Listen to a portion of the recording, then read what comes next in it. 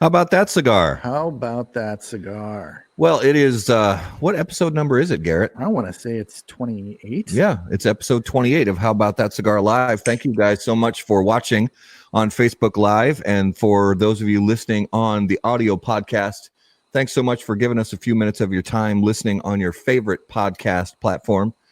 Take just a few minutes, if you would, right now. Share us out to your favorite Facebook cigar groups before Facebook shuts down everything cigar related. As long as we still have, the freedom to do cigar stuff on Facebook, let's do it. Share us out there. And if you're listening on the audio podcast, take just a few minutes and subscribe to the podcast and give us 5 stars, because why not? Why not? So Garrett, it's October 1st. It's October baseball. We actually get to pay attention to October baseball. I know. How fun is that? I know. The Twins are in it. So, but the Yankees. Yeah, so we get to go up against the Yankees starting on Friday. Yep.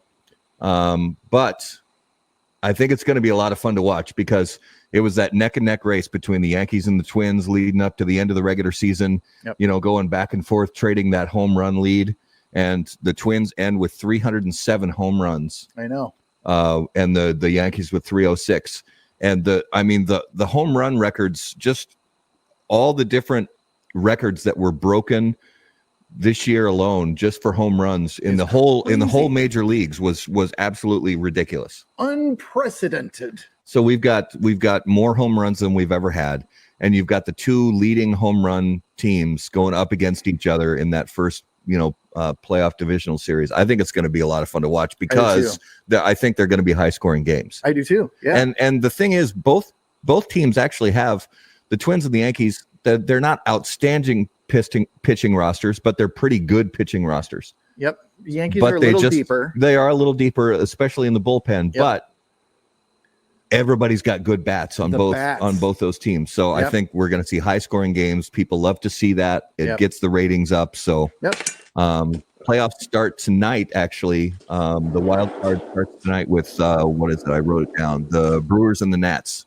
Tonight. So wild card baseball has started, and it's it's kind of cool. You can feel it in the air. There's a little bit of a chill. There is. It just feels like October baseball, and it's the first time the Twins have been in it for, I think, 10 or 11 years in postseason. So it's it's very exciting.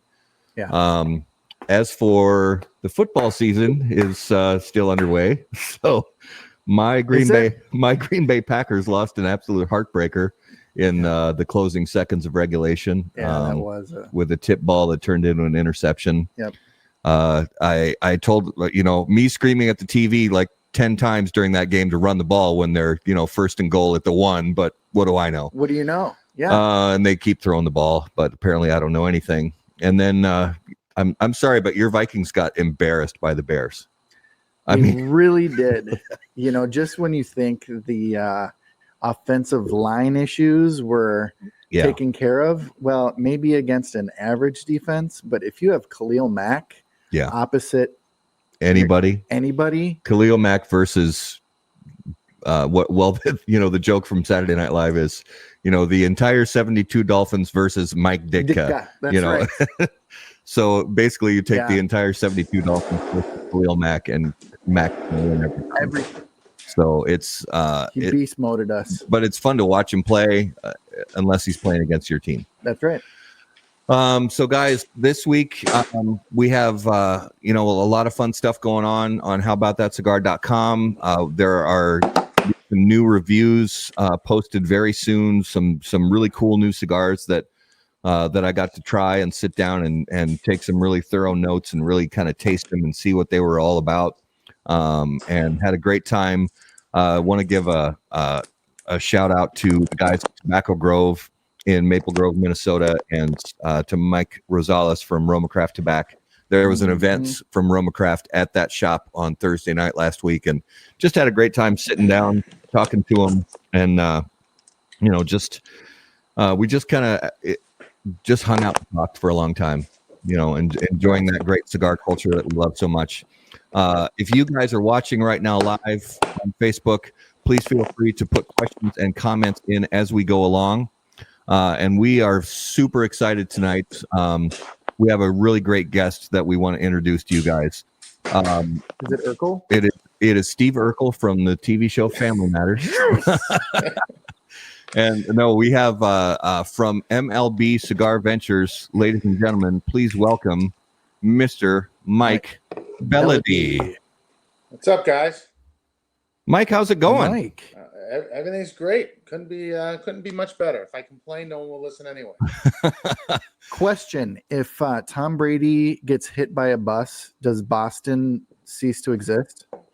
No, because we would be very upset, obviously, because it's not like we have a viable option to turn to. But You'd be okay. You'd make it through. I think so. I think that the world will be a worse place if that happened. I don't think Bill Belichick even knows the name of the backup quarterback. Which one? Yeah, it's like if sadly Brady gets hurt, Bill's going to be like, get the other guy, whatever his name, just get the other guy and get him warmed up. Yeah, I mean, look. Bottom line is, if Tom Brady goes down, they're not winning the Super Bowl this year, anyways. Yeah, so for sure. Everyone says, "Oh, they have to get a better backup." Well, not really, because what backup are you going to have to win the Super Bowl? Right. It doesn't matter.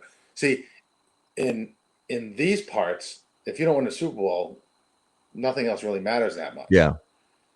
Well, I mean, the backup who wins Super Bowls is Tom Brady. That's true.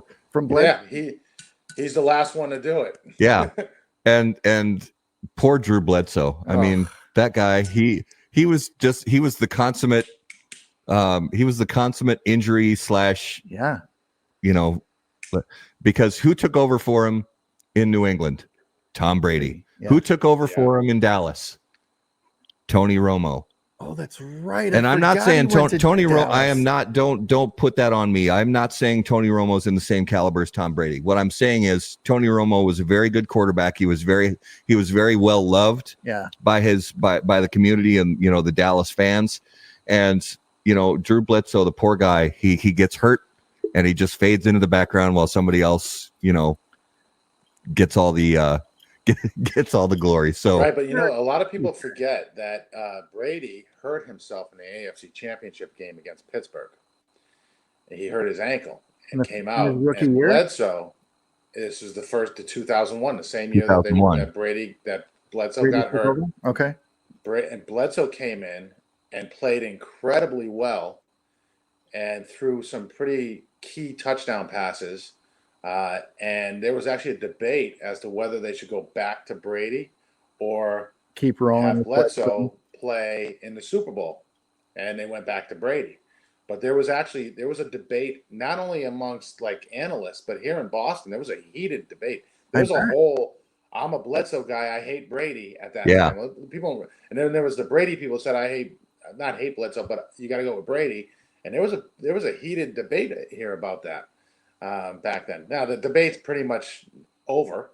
Yeah, obviously. Yeah, that debate ended about basically by the time they won the Super Bowl. Yeah, probably. But I think the game-winning drive, that set up Vinatieri for the game-winning field goal in under a minute, that ended it. Yeah. Well, I want to welcome everybody to the show. Joseph, Michael, David, Chuck, thanks for joining us, guys. Please feel free to write us your... Do what I'm doing. Like and share it. Share it out to your favorite Facebook cigar groups. I got 47 groups I got to share it out to. Mike, talk to us a little bit about... So one of the things I thought about when I knew we were going to be talking to you tonight is... you're somebody who came, you're not from a tobacco family. You didn't, you're not one of these families. What do you mean? Look at me. I don't look like I'm from a tobacco family. and you're not, third or fourth generation, cigar maker. That's right. You came from the world of big finance and you got into the cigar game. And you hear people say every day, I have so many friends, and over the years, I've heard so many people say, man, I'm going to get in the cigar business someday. I'm going to get in the cigar business someday. And everybody I know that has worked in the cigar business for any length of time says, be careful what you wish for. And So one of the things I thought about tonight was, talking to you is, and I'm sure you've heard the same thing from people before saying, oh, I want to start a cigar business, or I want to get in the cigar business. And I thought in talking to you, you would be the voice of reason, talking to that person saying, so you want to start a cigar company. So you've got this history in big finance, and I know that you had an earlier company that ended, and then you started MLB Cigar Ventures. Right. What after you had that first business, and then what made you decide, I'm going to jump back into this, and I'm going to start MLB Cigar Ventures, even though that first thing didn't go the way I wanted it to. I'm going to start this new thing, and I'm going to take another run at it because I know I can, and I know that I've got the people behind me to make it work. Yeah. So my first cigar company was a company called Tiant Cigar Group. And Tiant Cigar Group made a cigar called El Tiante, which was named after legendary Red Sox pitcher and the winningest Cuban pitcher of all time, Major League Cuban pitcher of all time, Louis Tiant. And I became friendly with the Tiant family. I'm still I still love Louis Tiant a lot. My kids call him Uncle Louis. He's a great guy. His son had a cigar company called El Tiante Cigars.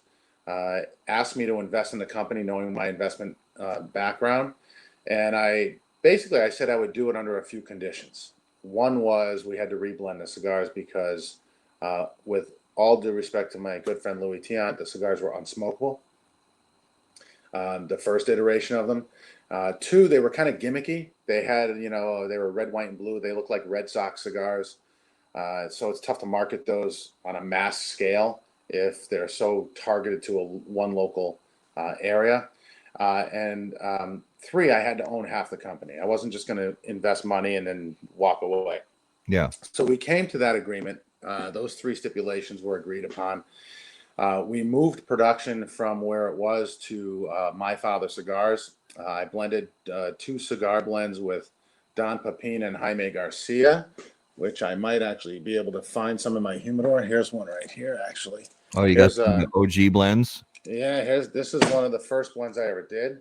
This is the El Tiante Habano Oscuro. Oh, yeah. And then I saw the other one here. And here's the El Tiante Habano Rosado. Here. 2 great blends. The business was taking off, doing exceptionally well. We were getting a lot of notoriety. We were getting ratings well into the 90s at all of the major publications. Smoke Magazine, which was a big thing back then, wrote a cover story on our company. And as you know, not many magazines write cover stories on a company, especially a new company. Yeah. They did a whole cover story about us. European Cigar Journal wrote a piece about us and called our cigars the world's best buy in premium cigars. And we weren't even distributing in Europe at that time. Okay. So nice. They found our cigars and smoked them and said, these are the best cigars for the money in the world. And our cigars were fairly normally priced boutique cigars. They weren't expensive. They weren't inexpensive. Similar to what my cigars are now. They're kind of like middle of the road price range. It was going exceptionally well. Without getting into too many details and getting into the weeds too much, my business partner did something he shouldn't have done, which was not Louis, it was his son. I decided that I had to close that company down because of that.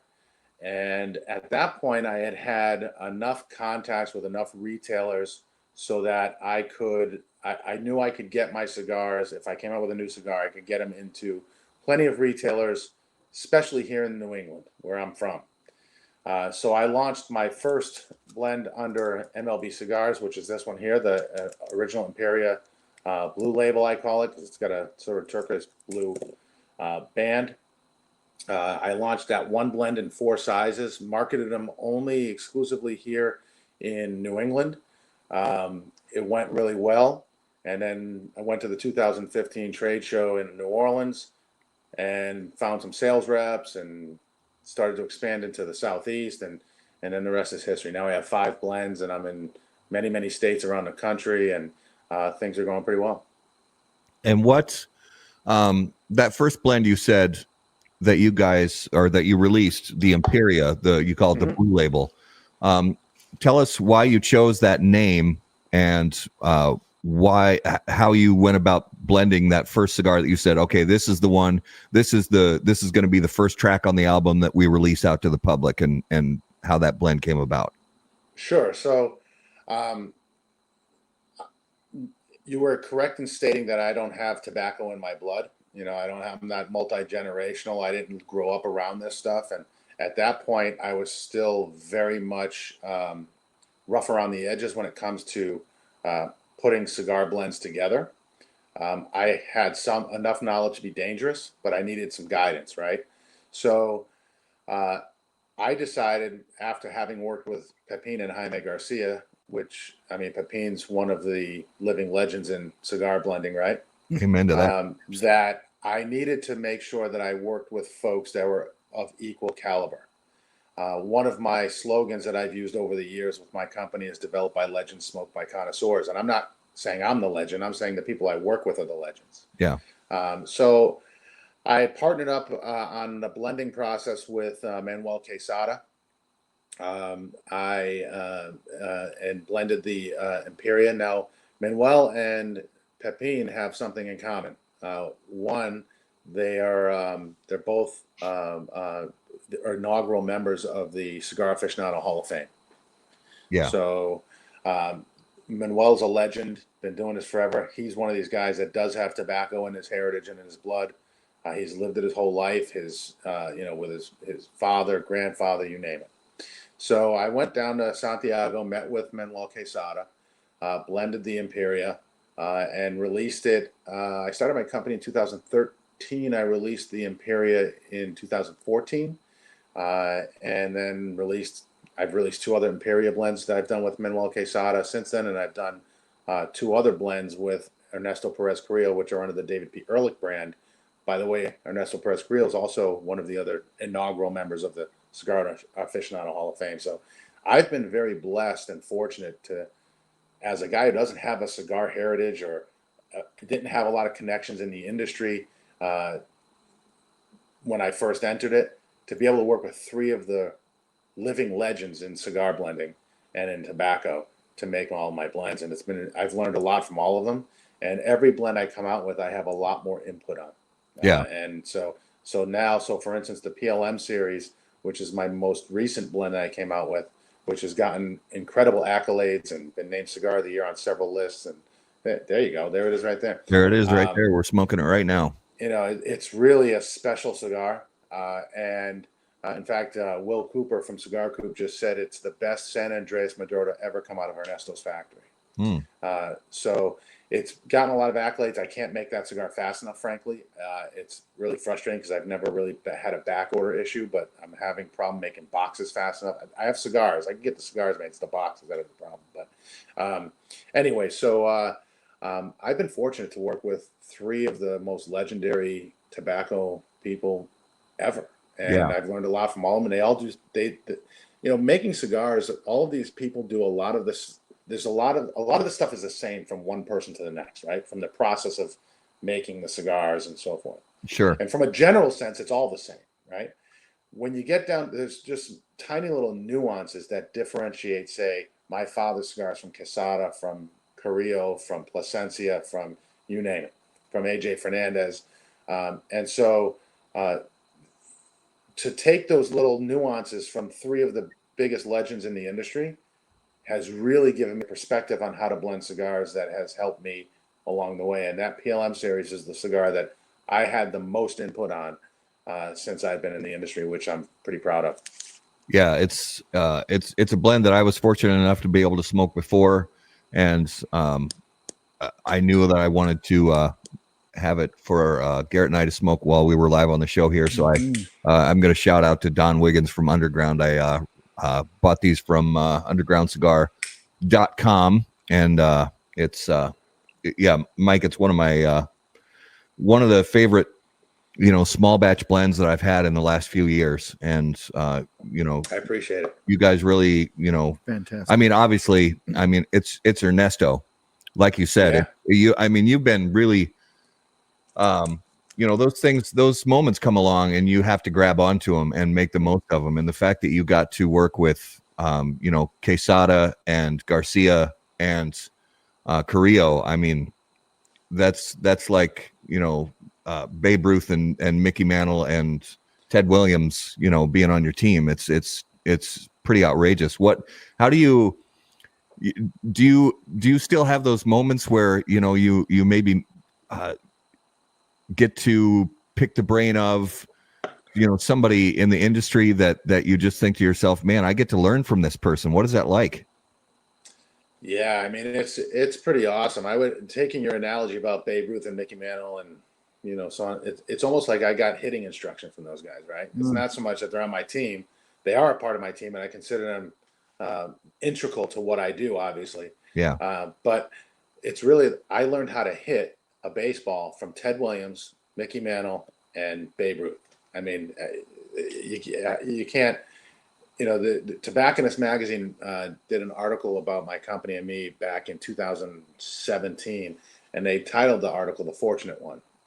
And it's because I always tell people what I just told you guys, that I'm very fortunate, I'm very blessed to have been able to work with the people that I've worked with, and I really believe that.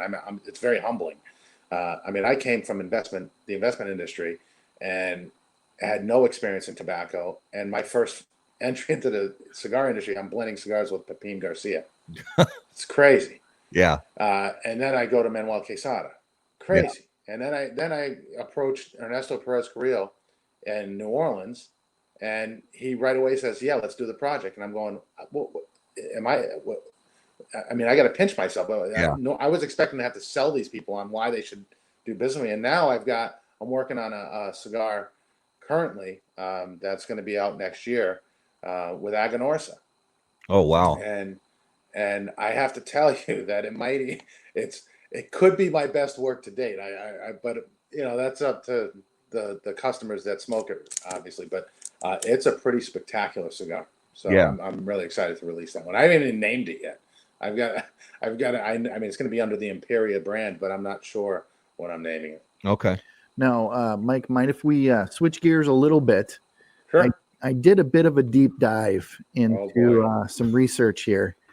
I thought I scrubbed all those porn videos. Dude, we've got some video I'd like to, a passion that's close to my heart too is working with youth. And I saw that you've done quite a bit of work with the West Bridgewater Youth Athletic Association. Could you tell us a little bit about that and what led to your 2016 Service to Youth Award? Wow. I got to tell you, you have done incredible. You really went deep. That's amazing. No one's ever brought that up on any of the interviews I've done. So I live in West Bridgewater, Massachusetts. Mm-hmm. My kids, when we built our house here, my oldest daughter, who's now almost 21, was like 2 years old, not even 2 years old. And we have two other kids since then. So they were all very young, and they, obviously they grew up, they played t-ball and they played soccer and they did all the youth sports. And I was involved in coaching them. And then several members of the board approached me to join the board. And I didn't think I had the time to do it, frankly. And I really probably didn't have the time to do it. But I reluctantly agreed to join the board of the Youth Athletic Organization. And then there was a lot of issues going on with the administration of the board at that time.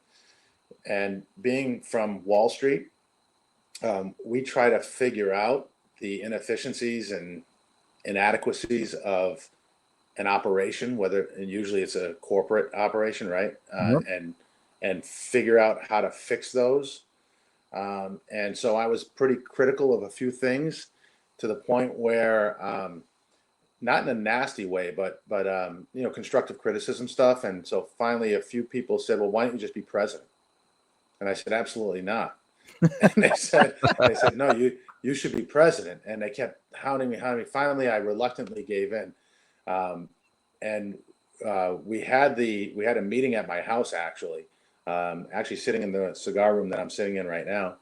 And you can't see it, but out in the backyard, I have an outdoor kitchen with a kegerator. And I had a keg and a kegerator. Nice. And they like to say they beer boarded me into becoming president. Beer board, which is probably true. I'm because feeling that term, beer boarded. Yeah, so I drank plenty of beer that night, which I don't really drink a lot of beer. I'm more of a liquor guy, but I agreed to become president. I became president. I was president for a couple of years. We completely overhauled the bylaws and everything else, and I've done a lot of other stuff with the board. I've coached and I've done fundraising, all kinds of stuff, to the point where in 2016, each year the board recognizes one, sometimes two individuals for their service to youth award. And it was in 2016 that I was the person that won the service to youth award, who was awarded that. Yeah. So I just finally coached my last game. I've coached my son in AAU basketball since he was in 4th grade. I coached my daughter, who's now a freshman in college. My younger daughter is now a freshman in college. I coached her in high-level, very competitive, fast-pitch softball for many years, since she was like 9 years old up until last year. And last August was the last game I ever coached. I've retired from coaching. I've been asked numerous times to get back into it, and I have respectfully said no, and I'm not going to allow them to bear board me into it either. Well, I applaud your service to the youth. I think, yeah, absolutely, giving to the youth is one of the best things that we can do. I agree. Period. So I'll tell you an interesting story. The year I became president, I had El Tiante Cigars. So my town is a tiny little town with about 6,800 people total in it. So we're a small town, and we have the distinction of running the longest running youth baseball tournament in the state of Massachusetts. It's something like 55 consecutive years that we've run it, and no one else has run consecutively for more years. So the first year I'm president, I had Louis Tiant come and throw the first pitch out. At the opening ceremony. It was pretty awesome. Man, that is fantastic. That's and do the kids realize when they had no idea that legend? Right. Yeah, it's like, he's the coaches and the parents were like in awe. The kids are like, "Who's that?" Right? Because they're. And then I'll tell you, in an extension of that story is there's a local pub here called the Boston Tavern, and so we do the first pitch, we do the ceremony, the games are going on. Me, the vice president of the organization, one of the other officers of the organization, and Louis Tiant go to the Boston Tavern to have something to eat and a couple of drinks. We sit down, we get the menus, and I had never noticed this before, but they had an El Tiante burger. Oh, wow. Mm. So he's looking at it going, hey, they can't use my name on that burger. So I'm going, oh, shit, we're going to have a scene now. So he orders the burger. He didn't even care what was on it. He's like, if they're going to name it after, I got to eat this freaking burger. So now the manager of the place recognizes Louis and comes over, and he brings him the menu, and he goes, can you sign the menu right near your burger? He goes, I'm going to sign this menu. You shouldn't be using the name, but since I like the burger, I'm going to let you use it. If I didn't like this burger, I would tell you to take it off. Right. Oh, man. So that menu is still hanging up, signed by Louis Tiant with the El Tiante on the wall at the Boston. What a great memory. Mike, tell us and everybody who's watching what are you drinking and smoking right now? So I'm smoking the original Ehrlich, which is I'll talk about the blends in a second, but it's the original Ehrlich, and I'm drinking a bourbon. I'm drinking Basil Hayden tonight. Nice. How about you? What are you drinking? Oh, you know what I'm drinking. I got this new bottle. I got a couple of same bottle. I got the Henry McKenna 10-year. And Never had it, and I'm gonna have to try it. I had not tried it. I bought 2 bottles of it, and I just cracked this bottle open a little while ago. And I got to tell you, I'm very glad that I bought these bottles because it's It's very good. I mean, it's not like I said before we went live. It's not Weller, but it's really good bourbon. And I'm rocking the Gatorade. What is that? 2-week body armor. I'm gonna put my glasses on for that thing. All right. Orange mango. Is that like a Red Bull type thing, like an energy drink? It's more like a. It's like healthy and stuff. It is. It's got vitamins and coconut water and yeah. But it's still got. That sounds awful, by the way. Yeah. Vitamins and coconut water. I'll stick with the basil Hayden thing. Yeah. I'm good with this.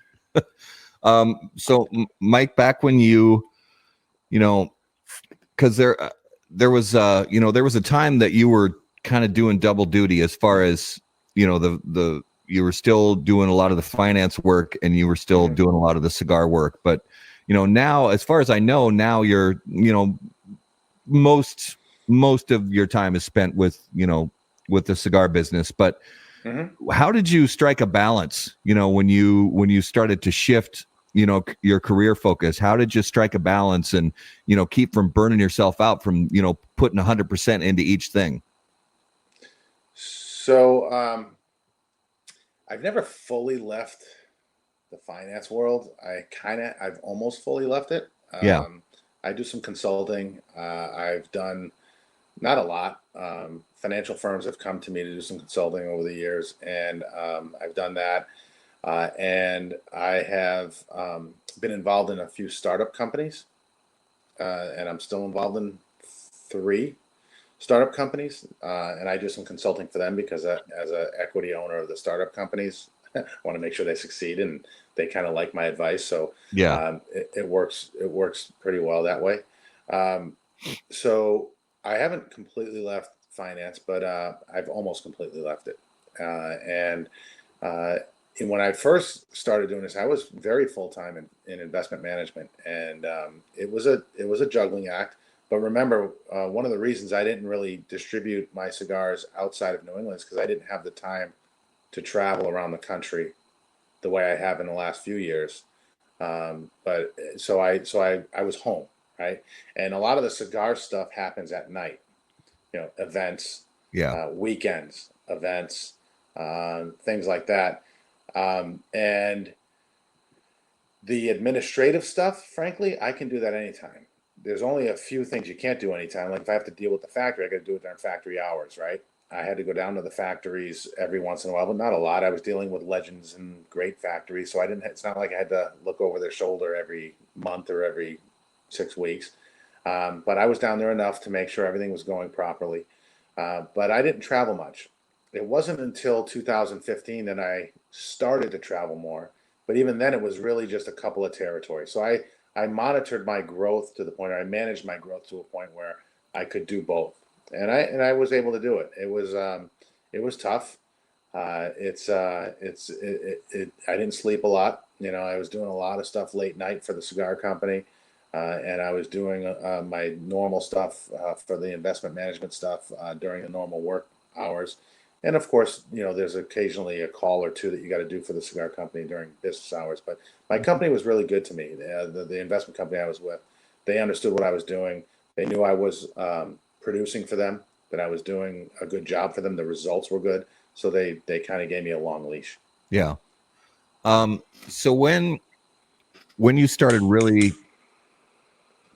putting the idea in your head together for MLB Cigar Ventures, and then things started moving, what did you find was the biggest or the most important thing when it came to really building your brand, you know, going out there and getting the cigar in people's hands and things like that? What did you find was the most important thing for brand building, and what kind of mistakes along the way did you learn from?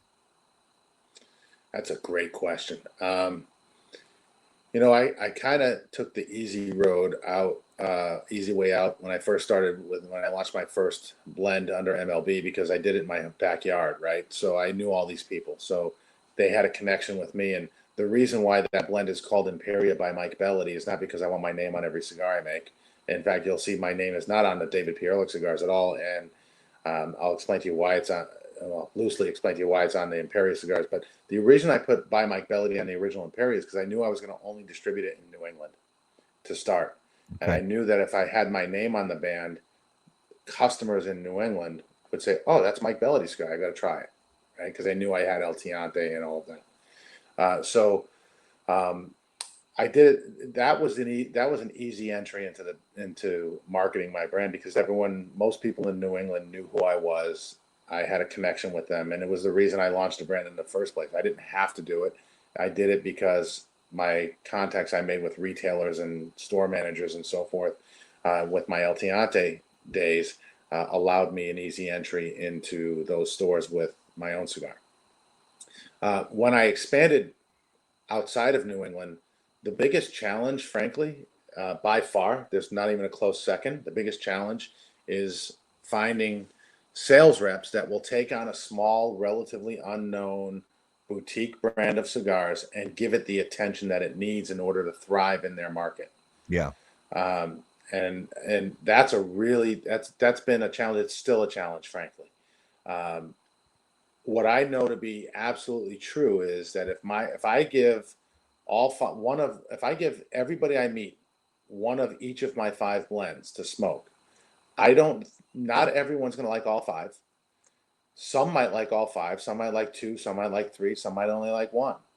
But if I can get my cigars into enough people's hands, there's going to be a blend in there for everybody. There might be 3 blends in there for some people. There might be all 5 that people like. Yeah. And it's just a matter of making sure that the customers, the actual folks, that the cigar lovers out there, the people that smoke the cigars, that buy the cigars at the retail stores, get to try them. Still to this day, I go to stores sometimes, even here in New England, where people go, "I've never heard of this cigar." Yeah. And I go, "Well, I've been around a long time, whatever. I started in 2011 with another company," and I give them the whole story. But once we connect and we get the cigars in their hands, they tend to sell on their own after that. Yeah. Mm-hmm. It's really about making a connection personally. Yeah. In a lot of ways too. It's one of the things I pride myself on is connecting with the people, with the people that support cigar companies and buy cigars. And if a store allows me the opportunity to build my brand in their store through in-store events, through promotions, if they partner with us in a way that when I'm not there, I'm not saying they need to do this all the time, but it'd be nice if once in a while when someone comes in, they said, "Oh, you like that cigar? You should try this cigar," and they hand them one of mine. Yeah. If I can find stores that do that, yep, then my cigars do exceptionally well. The places that I have the most trouble in are the places that have the massive humidors, where the managers and the store owners sit behind a counter and customers walk in, and the customers just go in and pick whatever cigar they're going to pick, and they come out and they buy them, and they never suggest anything. Yeah. And there's a lot of those. Yep. And I'm not here to tell anyone how to run their business. But I know if I ran a retail shop, I'd be constantly making suggestions to folks to try new things, because to me, that customer will appreciate that you took the time to learn what they like and made good recommendations, and you will become a larger part of their cigar purchasing destinations. Yeah. Right. Yeah. So if I can get stores that really support boutique brands, that really that don't just sit behind a counter and actually help to suggest different cigars than other people might normally like, because otherwise what happens is, Joe Schmo walks into the humidor, goes to the cigar he always buys, or goes to one of the 4 cigars he always buys, and is not going to try a new cigar. So you have to have a partnership. You have to build that relationship with the folks that influence their customers at the stores. And that's what I try to do, and that's what I've been successful at. Yeah. And we've talked about that multiple times on this show, is that every business, because you've been in the big corporate world and just the mom and pop cigar shops, but every business is, when you take it down to its core, it's about relationships. But there's something more so about the cigar business, that it is so relationship driven. There's no doubt about that. Yeah. I mean, it's just no doubt. And look, I have stores that, like, I'll give you the underground. The reason why I do so well at the underground is because right out of the gate, I built a connection with them, and they have a very different atmosphere Yeah. than most. And they have that Yeah. Facebook group, and in the Facebook group, it allows you to interact with their customers in a very unique way every day. Yeah. And so I was able to build my presence within their customer base very well. Now, if my cigars sucked, that wouldn't matter, right? So Right. the cigars still have to be good. If the cigars suck, it doesn't matter if they like you. You got to have good cigars, right? So I have good cigars. It's just a matter of making sure that the customers think of me when they say, oh, "I'm going to smoke a cigar today." Yeah. And that's where the personal connection comes in. Yeah. 100%. We got a question here actually from one of our viewers. I'm going to pull it up on screen here, Garrett. Oh, this will be good. Yeah. So from Daniel, aka Big Bear, says, what are some of the newer boutique cigar owners that have impressed you? That's a great question. There's a few. So one, I'm actually very impressed with the amount of notoriety and spreading throughout the industry that Southern Draw has done. And thankfully, amazingly, Robert and I started our company about the same time. Yeah. Mm-hmm. And I had never heard of Southern Draw, and I happened to be in San Antonio for an investment management trip. And I walked in a Club Humidor, and there happened to be a Southern Draw event going on. And I walked in, I'd never heard of them. And they were brand new, and I was brand new, and I just wanted to have a cigar. So I walked in the Club Humidor, and I met Robert, great guy, and met Sharon and their sales rep, Brad Fisher, who's still their sales rep, who's one of the really great reps out there. Yeah. And I have a policy that if I walk into somebody's event, I buy their cigars. I mean, I'm not going to go in. So I bought a box of cigars that I had never smoked before. So I walk in and I said to Brad, I said, what cigars, what do you have? And he said, well, we got this. I go, well, I want something that's, medium to full. He goes, try the kudzu. I go, okay, great. I'll take a box. What sizes do you have? He goes, you've never smoked a cigar. I go, I'm in the cigar business, and I walked into your event. I'm going to buy a box. I trust that they're going to be good. You told me that AJ Fernandez makes them. You told me a little story about them. I'm sure they're going to be fine. And if not, I'll hand them out. The kudzu I really love still. But he's impressed me. Nick Melillo, who is a larger boutique now. Yeah. But I love all of his stuff. Let's see. There's some smaller ones that a lot of people probably haven't heard of that like Noel Rojas makes great cigars. Oh, absolutely. Yep. And absolutely. A lot of people around the country don't know who he is. Mm-hmm. But he is a great cigar blender. Yeah. I like a lot of what I'm trying to think of the cigar I just had recently, but I like Saka stuff.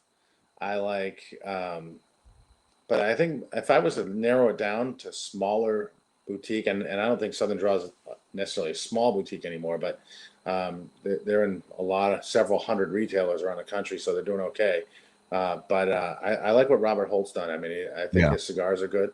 Yep. And his marketing's good. Mm-hmm. He did nobody has been able to get to become embraced by folks like you guys and the other bloggers and podcast folks as quickly as he did. And that goes to his ability to build relationships. Absolutely. So one of the things I've always wondered about, and I ask a lot of people this just because I'm curious what it looks like for each person who's in the business, because I have a long time ago a sales background, but cigars are, they're sort of their own category.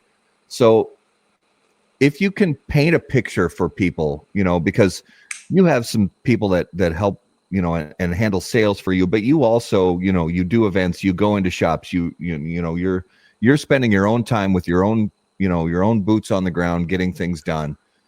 Paint a picture for us, for what it looks like for you and one of your salespeople walking into a cigar shop for the first time to sell them on your cigar. You say, we've got this company, MLB Cigar Ventures. You're walking. How does it start for you guys? Is it just walking in the shop? Does it start with a cold call? Does it start with a relationship beforehand? How does that typically look for you guys? So these days, it's not easy, but it's easier than it used to be because I've been around for longer and more people know who I am and know my cigars and have heard of them. But at the end of the day, if you walk into a retail shop and there's a lot of empty shelf space, that's not a good sign. Yeah. So humidors are typically already full. Right. So in order to have that store bring my cigars in and present them properly, somebody's got to go. And I would never go into a store and say, that cigar's got to go, put mine in instead of that one. I don't do that. I don't talk about other people's cigars that way. Yeah. But at the end of the day, I have to impress them enough so that they will replace one of the cigars on their shelves with mine, right? Yeah. And to me, and I always tell this to my sales reps, I always say, look, this isn't so much about the blend. Frankly, at the end of the day, what's in that cigar doesn't matter that much to the store owner or to the store manager. What matters is they need to believe that if they put it on their shelf, it's not going to sit there forever, that it's going to turn. And so we need to tell them what we do to help them to build our brand in their store, whether it be cutting lights and swag and in-store events where I come down and things like that, how all of that works. But we have to tell them what our formula for success is. And we don't need to make anything up. We do what we do, and here's how we do it. And it works, and we know it works because we've done it in several territories. And so if the retailer is willing to, again, I use this word all the time, partner with us in this effort for us to build our brand in their store, we will build our brand in their store. And if they do it, we will never forget that they've done it, and we will do a lot of extra things for them. Yeah. If they don't do it, it's hard for us to justify doing a lot of extra things for them, right? Yeah. So if we can get into a situation where what we need to do is convince them that, look, we know what we're doing. We know how to build our brand in your store. Here's how we do it. And if it's not in their store, it's going to be in the stores around them. And then they're going to want our cigars afterwards. So it matters to us, but it doesn't matter to us if they buy our cigars right away. Some of our most successful retailers, some of our largest supporters, started off by saying no to us for a very long period of time. Yeah. But their competitors in the general area said yes to us. And then they started, and cigar smokers don't only go to one store typically. They'll go to several stores within a certain radius of where they are, right? So all of a sudden, people that now are buying my cigars at store A go into store B that said no to me for the last 6 months and say, hey, do you have Mike Bellody stuff? Do you have Imperial? Do you have David P. Ehrlich? And now all of a sudden they call. This just happened in Rhode Island recently. In my backyard, I had a store that didn't carry my stuff. And everyone around them did. And people just started going in and saying, why don't you carry this? Why don't you carry this? You should carry this. And they called me and they said, how come you haven't sold us your cigars? And I said, what are you talking about? My sales rep's been in there. I've been in there. And so now they're one of our newer retailers, but already they're moving our cigars pretty well because we explain our process. Look, we don't want to just sell you cigars. I tell people all the time, I'm not in the business of selling cigars.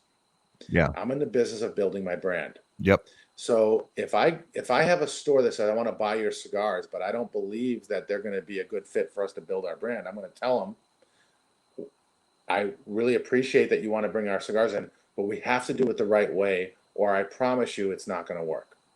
So here's what the right way is from our perspective, and we've done this over and over again all around the country at lots and lots of retailers.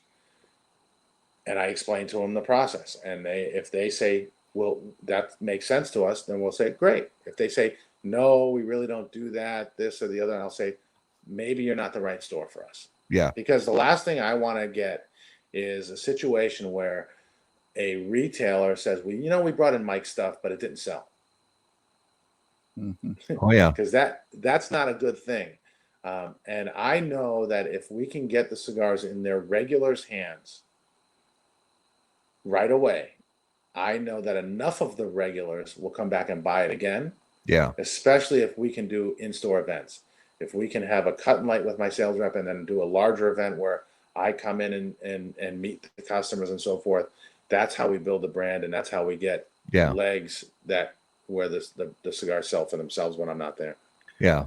A couple viewer things here. Allison says she misses your face. Is that Allison from Texas? I am not even going to attempt Allison's name. I don't try to pronounce her last name either. But her and her husband are really great people. And then Joseph says to tell us about the other guy. Joseph, if this is a Joseph, I think it is. This is my sales rep here in New England. So so Barry McDonald is Barry. I've met Barry. Yeah. Yeah, he's my VP of sales, and his family owned the David P. Ehrlich store in Boston. So the story behind the David P. Ehrlich brand is a pretty historic story. David P. Ehrlich was the second oldest tobacconist in America, going back to 1868, and it was based in Boston, Massachusetts. Barry's family owned that store for the last 40 or so years that it was in existence. It's no longer there because the city of Boston is making it impossible for tobacconists to stay in business in the city. Bummer. So when the David P. Ehrlich store, the last location, which was called Churchill's Lounge by David P. Ehrlich, which was a cigar bar in Boston, went away, Barry and I were friends. And the way we became friends is I bought my very first premium cigar from the David P. Ehrlich store in Boston back in 1996, 7, or 8, something like that. So I didn't want that brand to go away. It's got too much history. So Barry and I spoke, and we said, look, let's make a cigar under the David P. Ehrlich brand. And so Barry is my VP of sales, and there's a store in Connecticut that opened up. They opened their new location. They expanded and made a bigger location in a different town, and they had a big grand opening, and the mayor from the town was there, and they had a big ribbon cutting, and they asked me to be there. And so Barry and I went down, and it's actually it's my only branded lounge. I have a VIP room called the Imperia VIP Boardroom. Nice. In that store. So we go down for the ribbon cutting, and there's a lot of people there. The mayor's there, and the owner of the store says, we've got a lot of people here I want to thank. And he runs down the list, and he mentions all these people, and he mentions me by name. And then he says, and he sees Barry, and he goes, oh, and the other guy. He forgot Barry's name. So he forgot Barry's name. And that's why Barry's the other guy. On his wall, he's got a wall in his store that is sort of like the Wall of Fame, where he asks people in the industry to sign it. So Barry signed it. It says Barry McDonald, and it says AKA the other guy. I love it.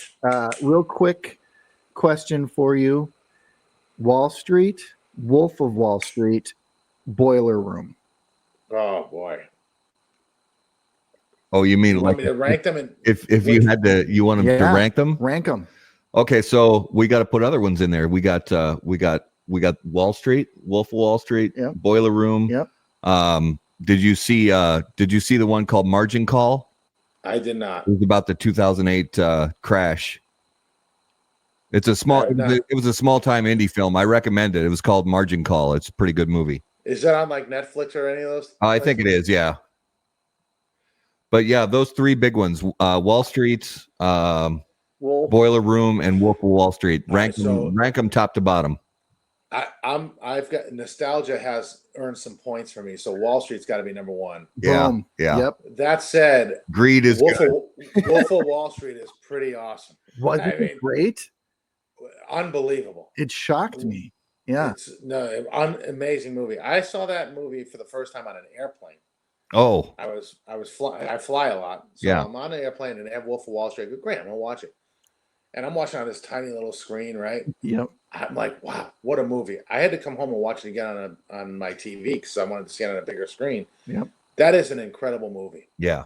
And frankly, if that came out first, I probably would pick that one. But Yeah. but I'm gonna go with Wall Street, Wolf of Wall Street, and then Boiler Room. Boiler Room's good, very good, Yeah. but it's not. Wolf of Wall Street to me is way better than Boiler Room as Yeah. a movie. I mean, as a movie. Yeah. Boiler Room, by the way, is loosely based about it's actually fictional reality. It's based on a real company called Hibbert Brown. Okay. And I didn't a know lot that. of the stuff, a lot of the nonsense you see that the brokers are doing in Boiler Room, absolutely happened in real life, all over the place with these penny stock firms. Yeah. I actually have a neighbor of mine that lives that way, who worked for Hibbert Brown back in the day, and he worked there for about 6 months, and he had to leave because he's like, I can't do it. He goes, hey, I'm out. So, Boiler Room's actually loosely based on reality. Cool. All of these are somewhat based on reality, but Yeah. Sure. Boiler Room was more so. But I would have to say Wall Street, then Wolf of Wall Street, then Boiler Room. Yeah. Did you see the Big Short? I did not. That's but I another know one. I know the story of the Big Short. I know That's what it another is. one about the 2008 crash. So I highly recommend The Big Short and Margin Call. They're both about the 2008 crash, but they look at it from different perspectives. The Big Short looks at it from the guys obviously on the outside who shorted the mortgage bonds, and then the Margin Call looks at it from the inside of the firm who dumped all their garbage at the last minute to keep from who basically screwed everybody by dumping all their garbage at the last minute. So Wall Street is let's just say, I mean, listen, Wall Street's is a very necessary thing. We're talking about Wall Street. I got to pour a little more here. Yeah, I just poured one too. Wall Street is a very necessary, and I think Wall Street does a lot of good. I mean, without Wall Street, we don't have business, right? Yep. Absolutely. Companies don't start, all of that stuff. Yep. But there's enough of nonsense that happens on Wall Street. I could write a movie myself about all the things I've seen and heard and all of that stuff. Yeah. That it's pretty sad. I mean, it's pretty sad. So. So take everybody through. We've talked a little bits and pieces here and there about some of the blends, but I want to take the audience through your blend portfolio. So, if you just take it away kind of from the way that you would normally go through it. All right. So I'm going to go in order of when the blends were released. Okay. So you have here the original Imperia Blue Label, straight medium bodied cigar with, my goal is to blend. I don't want any two of my cigars to be similar. And I think that if you smoke all five of mine, you'll notice that all five are very different from each other. And the next cigar I come out with that I'm doing with Aganorsa is going to be very different from these five. And that's on purpose. Oh, Barry McDonald just chimed in. Barry, good evening, gentlemen. Hey, Barry. It's the other guy. It's the other guy. The other guy just chimed in. Straight medium body cigar, mostly Dominican. It's got a great wrapper called the Dominican HVA wrapper. It's a higher priming version of that wrapper. It gives a little bit more. It hits your palate a little bit more directly. It's got a touch of Nicaraguan in the filler, but not much. Just to add a little bit of balance. But it's a straight medium bodied cigar, the mildest of my blends, even though the wrapper is darker than two of my other blends. It's one of the biggest misconceptions about cigars is the darker the wrapper, the stronger the cigar. That's not true. Right. That's simply not true. Yep. There's no correlation between the two. We talked about that in one of our early shows about myths of the cigar world. Yeah, it's a big myth. And, Yeah. and the problem is a lot of times people will come into an event of mine and they'll say, I like mild to medium cigars. And I'll say, well, listen, this is the mildest cigar I have. And they say, it's a little dark. And I'll go, you have to trust me on this. Dark doesn't mean it's strong. Yeah. But this cigar is not going to overpower you. Frankly, none of my cigars are going to overpower anybody. I'm not one of these guys that makes a cigar that punches you in the teeth. Yeah. Right. I blend cigars for flavor first, and intensity of flavor is more important to me than intensity of strength. Yeah. So, medium bodied, really great cigar. It's a cigar I smoke with coffee in the morning most of the time. Second cigar I did was this one. It's called the Imperia Islero. This is actually the strongest cigar I make, but it's deceptively strong. It's very refined in its strength. It's actually more naturally sweet than it is peppery or in your face. But it is a strong cigar. Also mostly Dominican in its construction, but it's got a Ecuadorian Habano 2000 wrapper, and it's got a lot of Pennsylvania broadleaf in the filler, which gives it strength and some earthiness. Yeah. And some natural sweetness. Yeah, that Islero, it was actually my favorite blend of yours until the PLM, but I still love it. Yeah, it's a very unique blend. People, if somebody's palate doesn't appreciate Pennsylvania broadleaf, they're going to hate that cigar because it's loaded. Yeah. If it does appreciate Pennsylvania broadleaf, they're going to love it. Yeah. So it's probably my most polarizing blend. Some people say I just don't like it, but the people that like it love it so much they keep going back to it, and it sells really well. Yeah. The third blend is the original David P. Ehrlich. This blend is a mostly Nicaraguan blend. It's got filler from Esteli and Condega. It's got an Esteli binder, and it's got a little bit of La Canela Dominican in the filler as well for some balance. It's got an Ecuadorian Sumatra wrapper. Ernesto Perez Carrillo made his name using Ecuadorian Sumatra. Yep, absolutely. So we wanted to utilize that as on the first blend we did with him, and this blend is really pretty awesome. It's going to be it's the most peppery of the blends that I have, although none of my blends are super peppery. But it's really balanced. It's a very good cigar. The next blend I did is another Imperia. It was the Imperia Aventador, and this blend is a medium plus cigar, medium to full. Mostly Dominican blend. It's got a lot of Piloto Cubano in the filler, which gives it a little bit of spice, a little bit of Cubanesque feel, and it's got an Ecuadorian Habano wrapper. 5 different tobaccos in this blend, very complex, very balanced, a lot of flavor. So if somebody wants something that's medium plus, this is a tremendous cigar to try out. Yeah. And then the final one is the PLM series. Yes. We're smoking it right now. Love it. This one, I'll tell you, the blending process for this cigar was pretty interesting. As I mentioned to you earlier, it's the cigar that I had the most input on. So I would go to Ernesto and I'd say, Ernesto, send me a cigar that has this wrapper, this binder, this filler, blah, blah, blah. And he'd say, I don't think you should do that. I think we should add this. And we'd collaborate, and he'd send me some test blends. And I smoked them. There you go. I smoked them, and they weren't working for me. Yeah.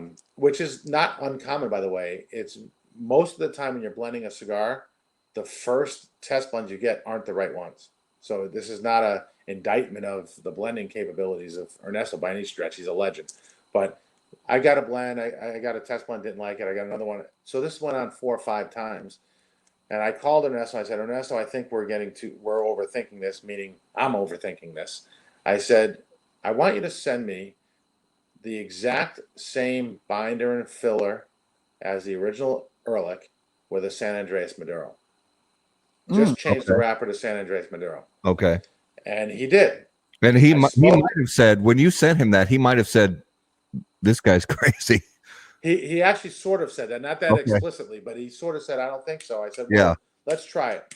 So he sent it to me, actually brought it to the 2016 or 17 trade show, and we released it in 2018. But he brought it, I smoked it, and it was a great cigar. And I called him and I said, look, we have it, but we just have to tweak it a little bit. Yeah. Minor tweaks. We're going to tweak the binder filler combinations, the ratios. of the tobacco. And I think we got it, and we tweaked it a little bit, and that was it. That's the PLM. So the PLM is actually not very different than the original Ehrlich, other than the wrapper and a minor tweak to the ratios of the filler tobaccos. Yeah. And like I said, that Eslero, I loved it a lot. And then I smoked this PLM, actually, and we discussed this before we went live, but with you, at a party in Vegas at the IPCPR in 2018. And the PLM, you know how IPCPR is. You're smoking way too many cigars every day. And this was a party at the end of the day after we'd probably each smoked 12, 15 cigars. And the flavor of this blend, the PLM series blend, the flavor cuts through a dead palate, which is it's one of those things where, guys who smoke a lot of cigars a day, and I'll have days even now where, I'll have a day off or whatever, and I don't have much on my schedule, have a lot of cigars that day, and you want a cigar at the end of the day that's going to cut through a dead palate, and this blend, this PLM series blend, has that. It has those characteristics that drive past sort of dullness, and it's a blend that I think, honestly, I think even somebody who's only a couple months into their cigar experience can enjoy. It's not going to overpower them, but it's going to give them that next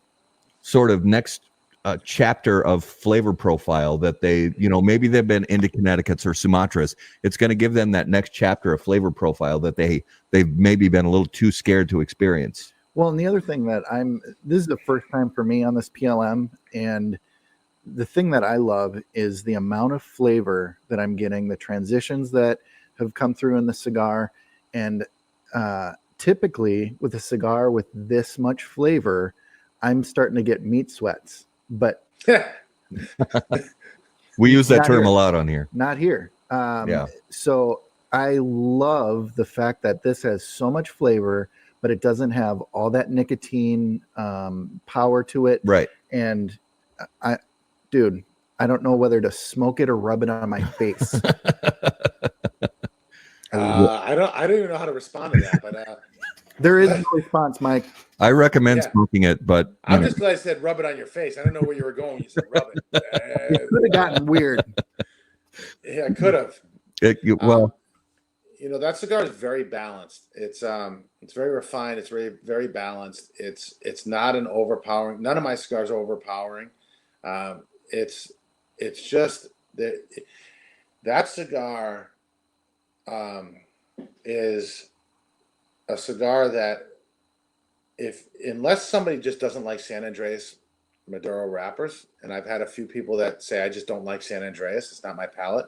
And I'll tell them, look, you should try it anyways. But if you don't like it, you're not going to hurt my feelings. Yeah. And some of those folks have said, you know what, I don't like San Andreas typically, but this one I like a lot. And others have said, I don't like it because I don't like San Andreas. But that San Andreas wrapper with the mix of, I've rubbed it on my face while holding a picture of Mike. Wow. Not weird at all. Thanks, Keith. Keith is a great guy that he might be the guy that loves my cigars more than anybody anywhere in the country. So he actually there was a picture in that Tobacconist magazine article where they just grabbed some pictures off of my Facebook page and stuff.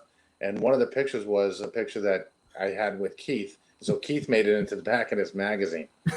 But is that the number one? That cigar, the PLM is very balanced. It's not overpowering, but the flavor, it's intense with flavor, and it doesn't. And you can smoke it all the way down to the nub. I mean, if you don't use a cigar stick or poker, whatever you call it, you might want to use it on that one. It is pretty awesome. Yeah, pretty awesome cigar. We talk about this a lot. That I'm one of those because some smokers are really sensitive to nicotine strength, some are not. I'm not sensitive to it at all.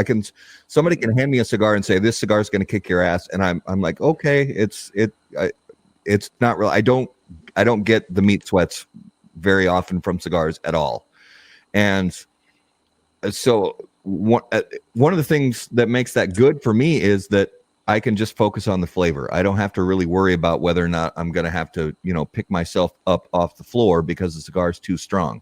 So I can focus on the flavor. And that's one of the things that I like about a lot of San Andreas blends that are on the market, but this one in particular, that, like you said, it has balance. There's a little bit of spice, there's sweetness, and like Garrett mentioned a few minutes ago, the cigar, especially in this this Toro size, the cigar transitions. Mm-hmm. You get different things as you go another inch into it, you get something different. Then you go another inch and a half, you get something different. So the way that and this goes down to the the skill of the people who roll and wrap these cigars, that, especially those Boncheros, the way that they tear those leaves and place them just so in that blend. And that's one of the reasons that you want to have, people that, you want to have these relationships with these factories, because if they don't roll the blend the way that it's meant to be rolled, then it's all a waste of time. Yep. Absolutely correct. And let me tell you, if you took that exact cigar and changed the positioning of a leaf by a little bit, it will change that cigar tremendously.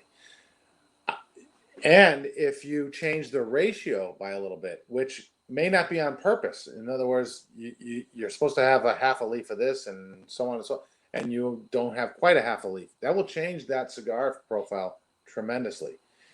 That cigar is so closely, it is, the tweak to the filler count ratios is so small. Yeah.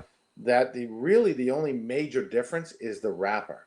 And if you Right. smoke the original Ehrlich and then follow it up with the PLM, or vice versa, do one first and then the other one, they're completely different cigars. Right. They're not even close to the same cigar. Yeah. So little subtle changes to how you roll the cigar, blend the cigar, can have major impacts on the end result. Oh yeah, 100%, absolutely. And I had to put this comment from Pete up on the screen. Meat sweats and rubbing it on my face just don't belong in the same sentence. Well, Pete's another great supporter of my cigars, by the way. And so I've been fortunate to visit some cigar factories, and sometimes you get to smoke some cigars with just filler and binder, or you just get to smoke some Puritos with just a single tobacco leaf in them. Yeah, that's phenomenal. And you can tell when, like, if you were to take this PLM and the original Ehrlich and take the wrapper off and just smoke the binder and filler, for the most part, like you said, there are some tweaks, but for the most part, it's going to be the same cigar with a few little differences. But that wrapper leaf is like that's the thing that brings the blend together and turns it into the cigar that it was meant to be. Right, and some wrapper leaves are very similar, right? Whereas some wrapper leaves have very big differences. To me, San Andreas Maduro is a very different. Well, all right, the original Ehrlich has an Ecuadorian Sumatra. The PLM has a San Andreas Maduro. Completely different wrappers. I mean, completely different. And so that wrapper change has a major effect, whereas you could have a different wrapper change that has an effect but not as big an effect, right?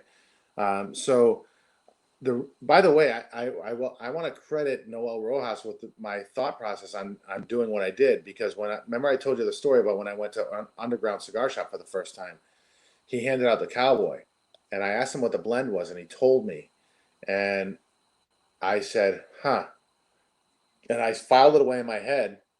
And when we were having trouble blending the PLM, that's what caused me to tell Ernesto, we need to just take the original Ehrlich and put a San Andreas Maduro on. I want to taste that. Yeah. And so, and it's because that Cowboy has Condega and Esteli in it, and it had a San Andreas Maduro. Yeah. So I said, and I liked it, but it wasn't the same. It's not the same blend as the PLM at all. They're actually very different cigars, flavor wise. But when he told me there was some Condega and Esteli in there, and he used a San Andreas Maduro, I said, I'm going to try that. But and he used a different binder than I used. But it was it was one of the things that said, I always try to learn from these folks. Like I respect Noel Rojas a lot. He makes great cigars. Ernesto, Pepin, Manuel Quesada. When these guys try to tell me about, how tobacco blends together, I'm not going to listen. Of course I'm going to listen. Right. These guys have forgotten more about tobacco than I'll ever know in my life. Yeah. So when I hear a guy like Noel say, and I like the cigar, I'm smoking the Cowboy in front of him, and I go, this is a great cigar. And he goes, and I asked him to blend. He tells me, now I have to file that away. Yeah. Now I know these tobaccos work together in a way that I like. Yeah. Right? So this happens all the time. And this happens when I'm talking to Carlito Fuente or Lito Gomez or whatever. I'll file away knowledge that says, okay, they did this, they did that, and it all worked. And then you try to come up with a blend. You're not copying them. What you're trying to do is say, okay, these tobaccos work. It's like two good chefs coming together and saying, hey, I use this herb with this spice. Absolutely. Right. And so, or great winemakers that come together.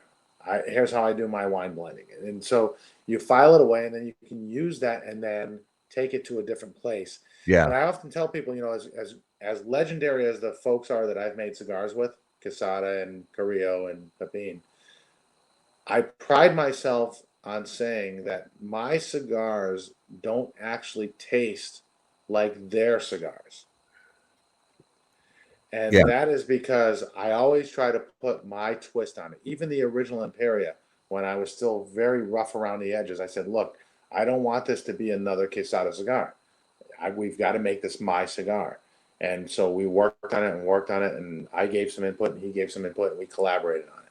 Yeah.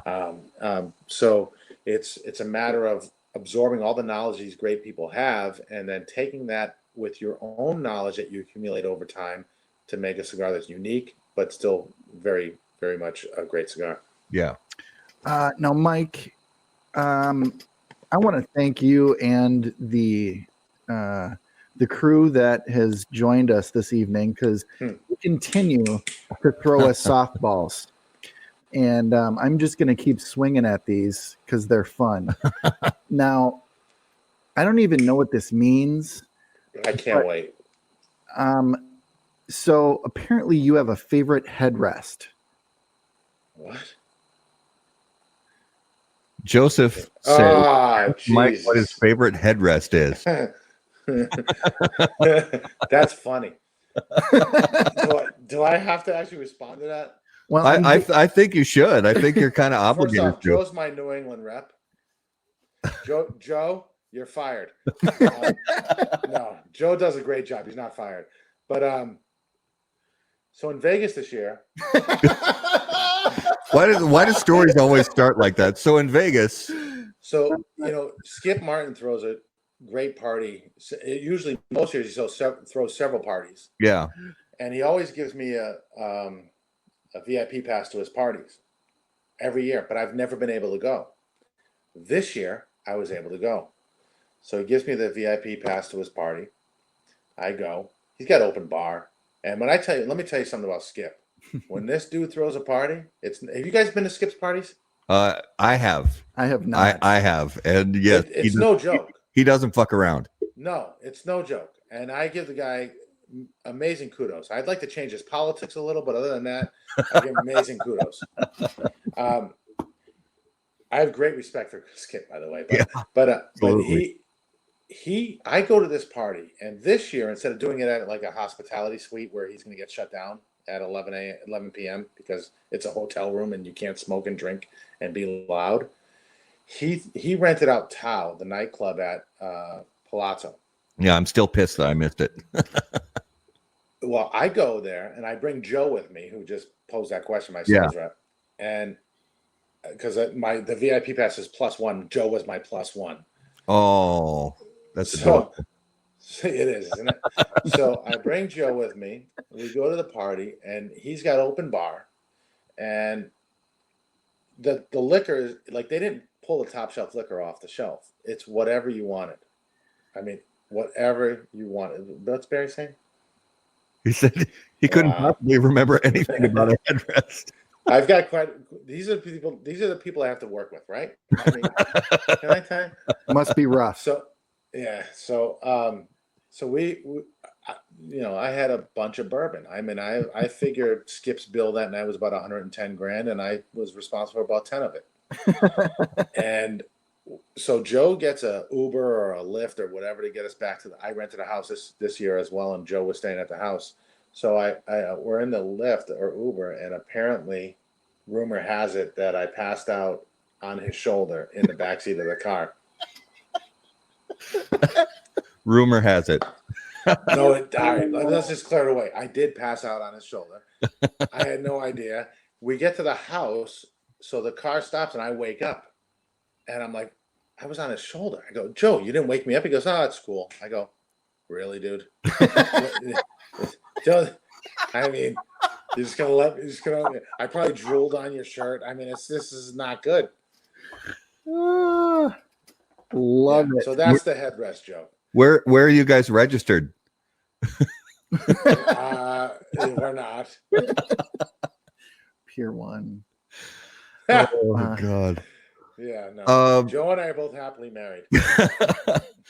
All right, so I have to, just because I know, you're a New England, you're a Boston sports guy, and as somebody I'm not a Boston sports guy. That's because you're from Minnesota, for God's sakes. Well, yeah, but here's the thing: I don't root for most Minnesota sports teams. Well, how could you? I don't. I'm a Green Bay Packer fan. Of course you are. Through and through. I lived in Wisconsin for many years, and if I'm not mistaken, you're like a big fan of craft beer, right? Oh yeah. You should be embarrassed about Aaron Rodgers' ability to chug a beer, no? That was kind of pitiful. I will admit that was kind of pitiful. No, I just want to, So there's got to be some secret formula to the Boston sports dynasty. I mean, if you look over, so I put some notes together here about this. The Red Sox, 4 championships in the last 15 years. The Patriots, 6 championships in the last 18 years. The Bruins, 6 championships. And by the way, 10 straight AFC East championships. Yeah, and 10 straight AFC East. The Bruins, where was my notes? The Bruins, 6 championships overall. The last one was in 2011. The Celtics, 17 championships overall. The last one was in 2008. What is? I know there's no magic pill, but can you give everybody else a chance, maybe? You know what's funny? Here's what's funny. When I grew up in Hartford, Connecticut. And Hartford, Connecticut is sort of the Mason-Dixon line between New York and Boston, right? So most people, because Boston sports at that time, other than the Celtics, sucked. The Patriots were the laughing stock. Mm-hmm. The Bruins hadn't won a championship since the late 70s, I believe. It was a disaster. 72. Yeah, right. And so the Boston sports sucked when I was a kid. Most of my family, friends, you name it, were Yankees fans, Giants fans, and me and my brother, who's 3 years older than me, we were both Red Sox fans and Patriots fans. I like some other sports teams too. I love Dr. J, so I believe it or not, I was a Celtics fan, but I also liked the Sixers, which is weird because they were big rivals. But I loved Dr. J so much as a kid. Anyway, so the Boston sports team sucked. We couldn't get out of our own way except for the Celtics. Yeah. My kids, my oldest daughter is 20. She'll be 21 in February. My next child is a daughter. She's 18. She'll be 19 in January. And my son is 15. He'll be 16 in November. They think we just win. Right? I mean, they think that all we do is win. They think this is just like every year there's going to be a parade. Maybe multiple parades. Yep. They don't know the dark days. They have no idea the suffering that we went through for a long, long time. Yeah. That said, it's been pretty awesome for the last 18, 19 years. It really has been pretty fucking great. I got to tell you. The Patriots have been, the Patriots, what they've done since 2001 is insane. It may never be done again. It would be highly unlikely that it's done again. You know, they've It's a true dynasty. In a free agent era. Yeah. In the last 18 years, they've been to 9 Super Bowls and won 6. And if you were to list the number of Hall of Fame players on that team over the last 18 years, it's not that much. It's not that many.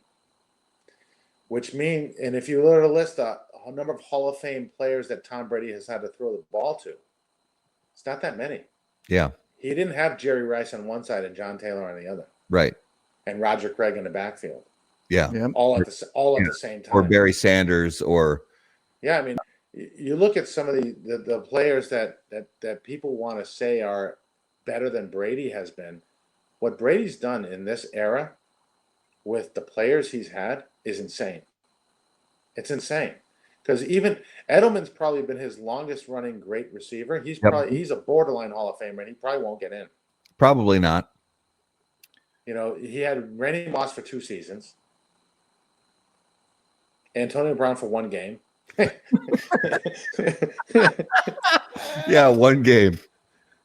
It was a good 1 game. Yeah. Yep. But there's no secret. It's in the water. Yeah, there you go. It's like the New Yorkers say about the pizza. It's all about the water. Yeah. So Mike, if you had to choose, if somebody put this question to you and they said, Mike, you can only do big finance for the rest of your life until you retire as a career, you have to get out of cigars altogether, or you can only do cigars until you retire and you have to get out of big finance altogether, which one would you choose? So I'm going to answer that 3 different ways. The first way is I already let's say money is no object. Let's say if all things being equal. Well, if money's no object, then I'm going to do cigars. Okay. Right. And you know that because I already left big finance to do cigars almost completely full time. Yeah. Right? So, but if I could do both, no, but I haven't left completely. So yeah, I still have my tentacles in the finance arena. But no, cigars is a much more fun industry. Yeah, for sure. It's not, but it's very difficult. Look, the most successful people in the history of the cigar industry don't make anywhere near the amount of money as the middle of the road people in the finance industry. Right. Yeah. So if you're talking about, if you want me to answer you based on what money? No, finance. It's not even close. Absolutely. But if it's quality of life, well, labor of love. I travel. Yeah, labor of love. Yeah. It's cigars, right? So you have to balance that. And I've been fortunate enough to be able to be successful enough in finance to be able to do cigars. So I love cigars more than I love finance, but finance was the reason I could do cigars. Yeah. Yeah. Well, and it's good. You know, you had a lot of success and you still do have a lot of success in the financial industry. And it gives you an opportunity. It gives you a vehicle to, pursue other passions, and Correct. it's and I know you've been fortunate and I know you're grateful for all of it. So, and I, for one, am, grateful that you're in the cigar business today. I appreciate that, man. It means a lot. We're going to shift gears a little bit. Every week, Garrett and I talk about a little bit of we do a useless fact of the week. And this is just sort of my nerd side that comes out doing a useless fact. And this week, this one kind of struck me a little bit interesting. And that is, we're talking about the lottery. And we're also talking about fortune cookies.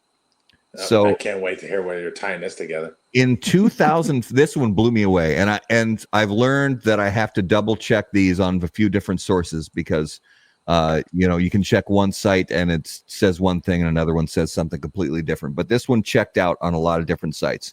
And it turns out in 2005, there was a fortune cookie company that correctly foretold lottery numbers And that resulted in 110 winners with a total winning payout of over 500 grand.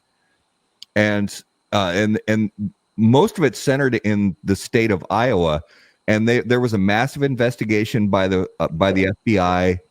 And it turns out that it was just 100% coincidence. There was no fraud. There was no collusion. So in 2005, 110 people collectively won $500,000 just from playing the numbers they found on their damn fortune cookies. So I'm just saying don't hesitate to play your fortune cookie numbers because it could turn into something. I've never played fortune cookie numbers, but me neither. I don't do lottery either. I've played the lottery probably half a dozen times in my life. I'm about the same. Yeah, I mean, I might occasionally on a whim buy a lottery ticket, but it's has nothing to do with fortune cookies. But I commend you for finding. I mean, Cliff Clavin is very impressive right now. That's I mean, as far as useless facts go, that might be the most useless that I've come up with so far. But phenomenal. I think when you say no collusion, you have to say no collusion. No collusion. You have to have white circles around your eyes, around your face, and really bad hair. Yes. There was no collusion. No. I can't do a Trump voice. I can't. That was actually pretty good. Oh, all right. Yeah. I'll take it. So my absolute favorite segment of the week is Numero de los Muertos. So what's the number this week? This week's number of the dead is 9.5 million a year. Holy crap, that might be the biggest number so far. So I'm going to give a little context backstory.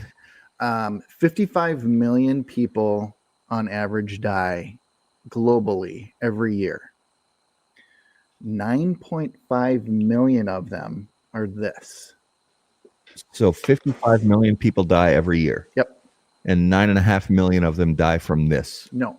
9.5 million are this. 9.5 million are this. 55 million die. What? 55 million people die on the planet every year. That's it?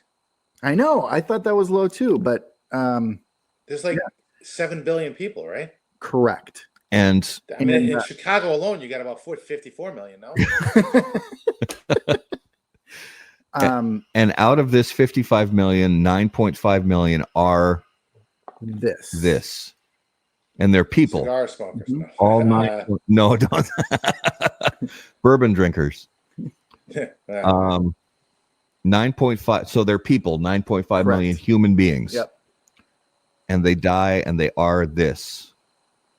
So 9.5 out of 55. So it's roughly 25% or 20. Are they Uber drivers? 20. Ooh, no, nope. 9.5 million Uber drivers? I hope not. I need rides a lot. Yeah, I know. Yeah, I know. Yeah, I do too. 9.5 million. All right, give us another hint. Think regionally. That could be anything. Regionally, Western Hemisphere. More specific. Eastern United States. Nope. United States. No. Not United States. Asia. Asia. Middle Asia. Western Asia. Yeah. Western Asia. Yes. Yep. Which would be India. No. Oh no, sorry, not Western Asia. Not Western Asia. Eastern Asia. China. It would be China. So the largest statistic of people dying are the Chinese by percentage, followed by India. Correct. India. I mean, I'm just going by world population now. Yep. So 9.5 million Indian people die every year. Chinese. And then about 8 million. Oh, okay. It's 8 million? No. Matt's very confused right now. Yeah, I know. so confused. Keep It's the bourbon. keep drinking. It's the bourbon. 9.5. Let's see that bottle. How much is left in that bottle? Oh, Chinese. I've barely broken it. Oh, you lightweight. Yeah, tell me. I can't compete with you. You can try. So then here's the other question. If 9.5 million Chinese died and on average 8 million people from India die, what's the number for the United States? Every year? Yep. 3 million ish.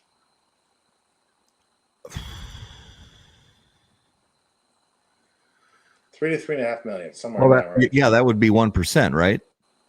Yeah, so I mean, I think China's got what, 1 billion plus people. We've got 350 million. So you're looking at about a third of what. So it's about 3.3 million. If you just go by odds. I'm going to go with Mike on this one. 2.8 million. 2.8. Yeah, see, you know why? We're healthier than they are. That's true. Well, we aren't, but most of America, on average, Americans are healthier. Yeah. That's true. That's true. China has almost exactly 1 billion more people than we have. Although Garrett's got that super drink going here. I do. Yeah. Yeah, Garrett's not going anywhere No. anytime soon. He's going to live to be 140. Please no. So let's hit some lightning round questions for you, Mike. Oh boy. Maybe, do I need to pour bourbon for this? You might. Yep. You might. I'm empty. Well, one of the subjects is about the IPCPR/PCA as an organization, but we'll get to that in a minute. If you could give one piece of advice to new cigar consumers, what would it be? Don't limit yourself to cigars that you've already smoked. There are there's more great cigars out there today than ever before, in my opinion. You may not like all of them, but you owe it to yourself to try them. Yeah. No, I agree with that 100% because even back in the boom, I started in 96 with premium cigars, and even back in the boom, there were a lot of great cigars back then. Yep. But what's available now is just staggering compared to what was available back then. Well, there was a lot more cigars available back then, right? But most of them sucked. Yeah, there were a lot of there was a lot of crap out. Yeah. There's not a lot of crap out now. Crap doesn't stick around for very long now because even in catalogs. Yeah, you're right. Yeah, it doesn't. I mean, there's a lot of great cigars out there. Branch out, try something new once in a while, and you'll be happy you did. Absolutely. So if you could give one piece of advice to cigar retailers, which I know you do a lot because, in just working with them and working your brands, you give advice to them. But if you could take yourself out of the MLB equation, if you could give one piece of advice to cigar retailers, what would it be? We're dealing with a lot of stuff with the FDA right now. Yeah. And I think that it's pretty clear that there are certain companies that are in favor of the FDA removing rights of adults to smoke cigars. Yeah, I would agree with that. And I would tell retailers that I'm not going to mention any companies by name, but if it's not that hard to figure out, and you should stop supporting those companies, period. Because if you support those companies, at the end of the day, it's going to come back on you, and you're going to get clobbered because of it. Yeah. Yeah. So final lightning round question, and it's basically the same question, but if you could give one piece of advice to what is now called the PCA, what would it be? Only one? I only have one? Yeah. The most important one. Look, let me see how I can say this as nicely as possible. No, have another drink and then answer. Say it the Mike Bellody. No, I'm going to be honest with you. Yeah. Listen, one of the things I really, what a lot of people that really know me know is I don't give a shit. Yeah. I will tell you what I think, but I also don't want to be overly harsh. And I know that the PCA is dealing with a lot of challenges, but it is remember when we talked about when I joined the board of the West Bridgewater Youth Athletic Organization, and I said, look, there's a lot of challenges, and and I was constructive about my criticism. Yeah. When I joined the WBYAA,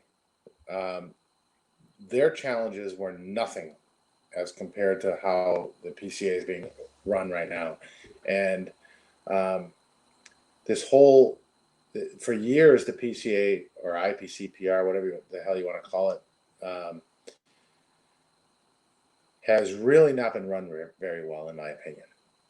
And I'm too small to make a difference with them, so it doesn't really matter. But they really haven't been run well. And the latest example is this last year's IPCPR show, which became the PCA, with this whole consumer cigar con thing, and now they're not doing it next year. And that whole thing was, you can be for or against the consumers going to the trade show, and I'm not going to tell you how you should feel about that, but the way they announced that and launched it was a complete and utter disaster. Yeah. It was so bad that it made the Obamacare website launch look like it was pristine. I mean, it was a disaster. Yeah. I mean, it was, they did nothing right with that announcement.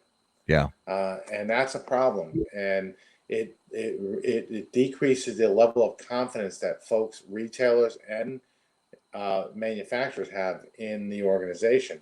Now, we need to support them because they're helping, hopefully, to fight the good fight against the FDA. Yeah. But they got to get their stuff together. I mean, I think they need new leadership, frankly. And I think they need to incorporate, look, the people that are most affected by the FDA are people like me. Yeah. Right? Smaller to medium-sized to slightly large-sized companies. The huge companies, they benefit from it. They'll tell you they don't, but they do. Yep. They know they do. And that's why they're not putting a whole lot of money behind fighting it. Yeah.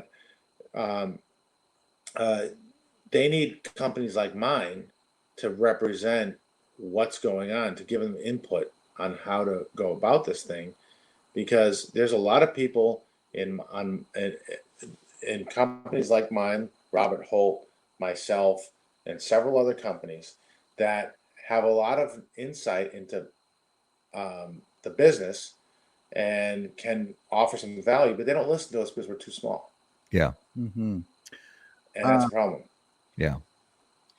I just want to recognize a comment by Allison who says retailers need to put more effort in their women clientele. And I want to piggyback on that. And I completely agree with that 100%.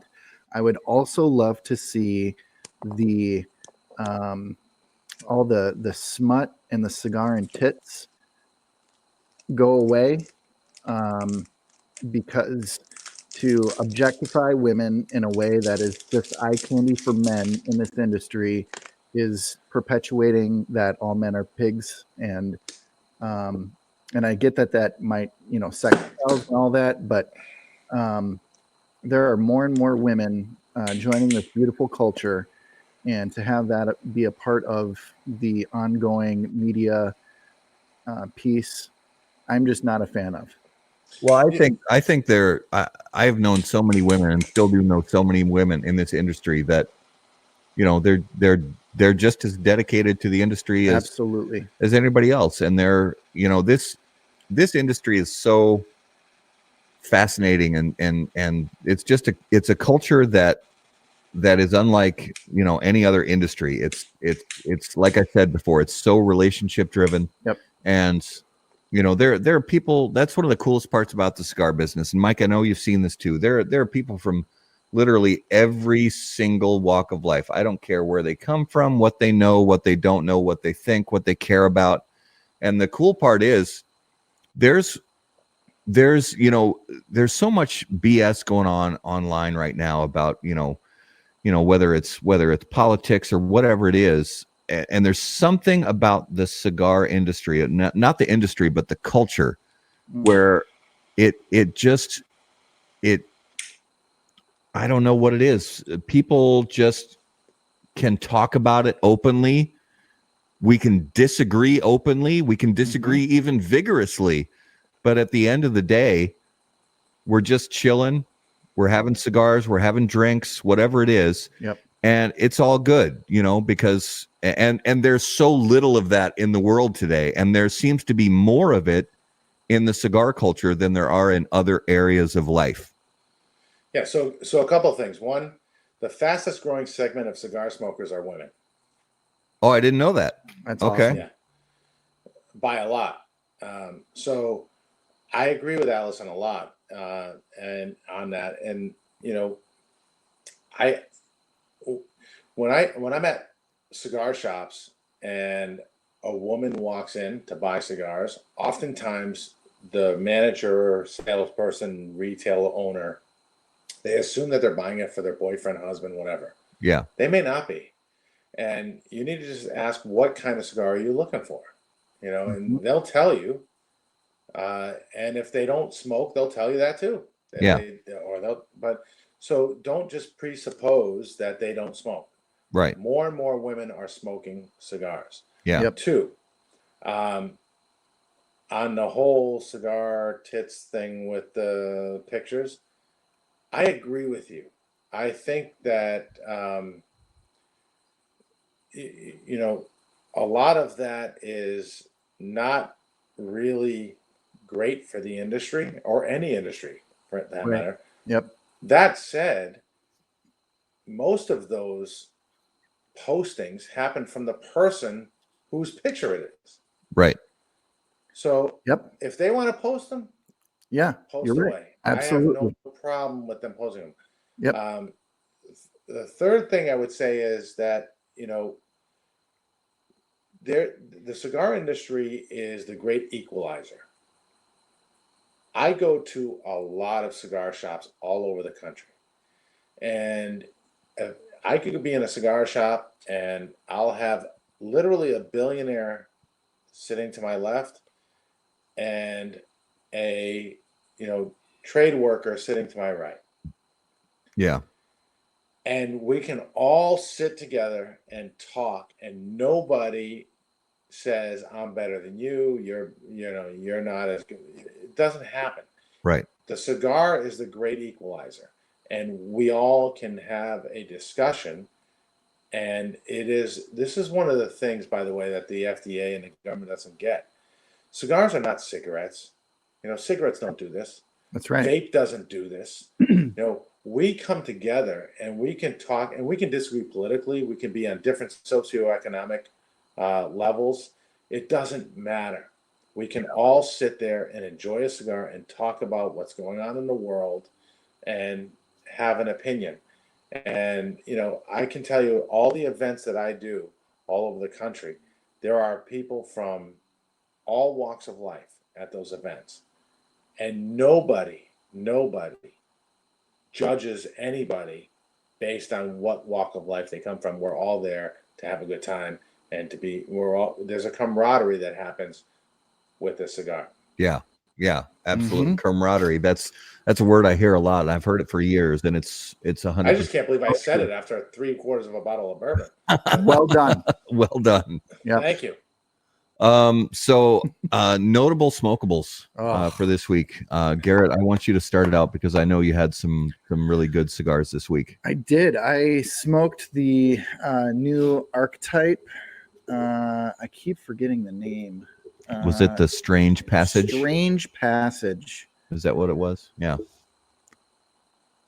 Man. Yeah, of Ventura Cigar Company. Yep. Archetype Strange Passage. You like that? You've had a few of them this week, right? I had 3 of them this week. Oh, that's good. If you're buying 3 in the same week, I went back to it, and typically I'm a guy who, like Mike was saying, try something new. But if you find, that special little treat, yeah, you get a hankering, and you get a fever. The only prescription was more cowbell. It's more cowbell. So, well, I think it might be. I think it's probably box purchase time. Oh yeah, it's time. Absolutely, this is an intervention, and it's time for you to commit. Is it? Yeah. Okay. My first notable smokable this week was from the Rumcraft event at Tobacco Grove. Mike Rosales was there, and they had the new Vitola of the Neanderthal LH, and it's a box press version of the Neanderthal. I've been a fan of that blend for a long time, but that's another one of those cigars that, like I talk about, that it's touted as a strong cigar, and for those of you who are affected by strengthened cigars, you have to approach this one with caution. It's really going to hammer you, but it is, so far what I can tell is, I think so far it's probably the best version of the Neanderthal, and I've had them all, and I think it might be the perfect Vitola for that blend. It's very well done, and it does have that body and just really strong depth to it, but at the same time I think it's got all those characteristics that made me really like the Neanderthal back in the day when I first tried it. Mike, is there anything? I know you smoke, obviously, a lot of your own stuff, but is there anything in the humidor, from other brands that you've tried recently that you've liked? Nothing tremendously new. What did I smoke today? And even old stuff that you revisit, like, oh man, I haven't had this one in 10 years or whatever. I mean, I love the Wise Man Maduro. I had one of those today. Oh yeah. I had, what I like? I'm going to tell you one. And I'm not saying this because he's my business partner, my distribution company, but I'm not a mild cigar smoker, typically. But there are a few mild cigars that have tremendous flavor. Yeah. One is the Aladino, the original Aladino. Oh, yeah. That's really not a mild cigar. It's really more of a mild to medium, right, touching upon medium. The other one that I would say is the Matilde Serena. That cigar, for me, when I'm having a cigar with coffee in the morning, I either smoke my Blue Label, I smoke a Matilde Serena, I smoke an Aladino. There's a couple of there's another one.